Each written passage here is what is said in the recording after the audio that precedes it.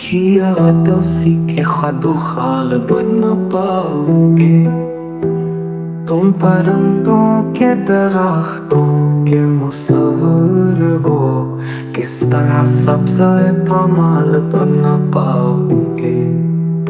سر کی گردن میں دھسی آنکھ بنا سکتے ہو، آنکھ میں پھرتے پاتال بنا پاؤ گے۔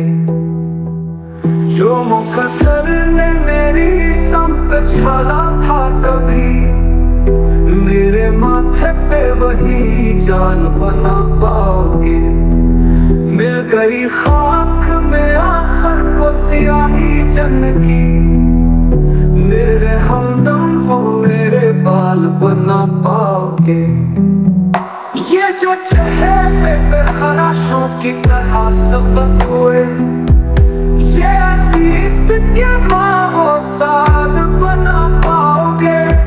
زندگی نے جو میرا حال بنا چھوڑا ہے، میری تصویر کا وہ حال بنا پاؤ گے۔ اداسیوں میں گزری زندگی